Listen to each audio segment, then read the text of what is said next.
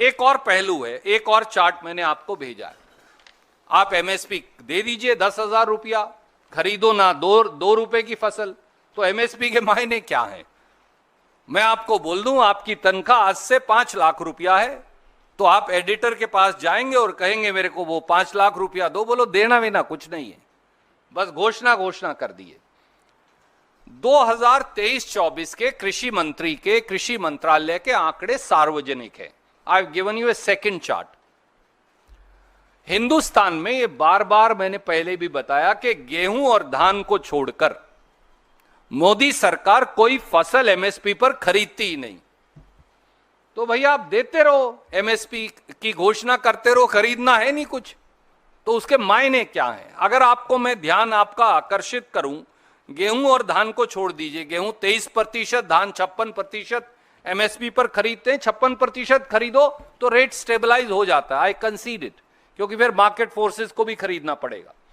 पर आप आगे आ जाइए, जौ पे आइए। जौ का उत्पादन हुआ 16,53,000 टन। मोदी सरकार ने कितना खरीदा? 0, एक दाना भी नहीं खरीदा एमएसपी पे। ज्वार पर आ जाइए, उत्पादन हुआ 47,37,000 टन। मोदी सरकार ने खरीदा कितना? 3,23,000 टन। तो 44 लाख टन अगर आप खरीदेंगे नहीं तो उसे एमएसपी मिलेगा कैसे? मक्का पर आ जाइए, 376,65,000 टन देश में मक्का का उत्पादन हुआ। आपने कितना खरीदा? 5,000 टन। 376,65,000 टन में से 5,000 टन खरीदा। तो आप करते रहिए एमएसपी की घोषणा, खरीदना तो है नहीं आपने। बाजरा पर आ जाइए, 107,16,000 टन बाजरा का उत्पादन हुआ। यह सरकार के आंकड़े हैं। उन्होंने खरीदा कितना? 6,96,000 या 7 लाख टन। रागी पर आइए, 16,70,000 टन उत्पादन हुआ, 2,31,000 खरीदा। चना बहुत बड़ी संख्या में देश में पैदा होता है, चने का किसान तो यहां से लेकर दक्षिण भारत तक है। 115,76,000 टन चना पैदा हुआ, सरकार ने कितना खरीदा? 43,000 टन। तो एमएसपी दे दीजिए, उसका लाभ क्या है जब आपको खरीदना ही नहीं है? यही सरसों की हालत है। 131,61,000 टन, सरसों भी सबसे बड़ी फसलों में से एक है, पैदा हुई और खरीदी 12,09,000 टन। कुसुम तो खैर वो खरीदते भी नहीं, पैदा भी बहुत कम होती है। तो जब आपको खरीदनी नहीं तो एमएसपी का मायने क्या है? दूसरा सवाल। तीसरा सवाल, सब अखबारों में उन्होंने बड़े बड़े, मैं देख रहा था, एक मेरे दोस्त ने मुझे भेजा, बड़े बड़े उसमें वो लगाए, कॉलम लगाकर इस तरह के कि बहुत ज्यादा एमएसपी दी है, गजब कर दिया है। ऐसे इसमें लिखा है धान जो सबसे ज्यादा खरीदा जाता है वो 2300 रुपए से 2369 रुपया, 2300 टू 2369 हो गया। पर भैया किसी ने ये उनसे पूछा, मोदी जी इन्फ्लेशन की दर क्या है इस देश में? वो तो 6% है। तो 6% 2300 रुपए का हुआ 138 रुपया।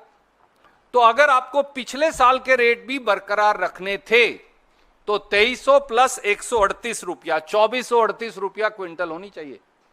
नया रेट मत दो मुझे, केवल इन्फ्लेशन तो दे दो, क्योंकि एक तरफ तो इन्फ्लेशन है, दूसरी तरफ डीजल के दाम बढ़ा रहे हैं आप, तीसरी तरफ आप बिजली का दाम बढ़ा रहे हैं, चौथा आप बीज का दाम बढ़ा रहे हैं, और पांचवा मेरा जो खाद है उसकी आपने सब्सिडी काट दी 24,000 करोड़ रुपया। 23-24 में ये सब्सिडी थी 1,88,000 कुछ करोड़। इस साल 2024-25 के बजट में है सब्सिडी 1,64,000 करोड़। तो वो 24,000 करोड़ भी तो मेरी जेब से ही जाएंगे, क्योंकि किसान की जेब से जाना है पैसा। तो आप मेरी खाद की सब्सिडी काट रहे हैं, डीजल के दाम बढ़ा रहे हैं, बिजली और बीज का दाम बढ़ा रहे हैं, कीटनाशक का दाम बढ़ा रहे हैं, जीएसटी लगा रहे हैं, और दूसरी तरफ आप मुझे 6% का इन्फ्लेशन भी नहीं दे रहे। और कह रहे ताली बजाओ। कैसे बजाएं ताली? चौथा, एक एग्रीकल्चर स्टैंडिंग कमेटी है पार्लियामेंट की, सहयोग से मैं भी उसका सदस्य हूं। हमने यूनानिमस रिपोर्ट दी, उसमें बीजेपी के मेंबर्स भी शामिल हैं। तो ये नहीं है कि केवल कांग्रेस के हैं, हमारी तो माइनॉरिटी है, मेजॉरिटी में तो उनके लोग शामिल हैं, दूसरे दलों के भी। उन्होंने दो बातें कही। एक कहा भैया ये कोई फायदा नहीं है, एमएसपी गारंटी का कानून बनाओ। दूसरी सिफारिश की हमने कि जीएसटी जो है खाद पर 5% है, कीटनाशक दवाई पर 18% है, ट्रैक्टर पर 12% है, ट्रैक्टर के जो टायर हैं या दूसरा सामान है उस पर 18% है।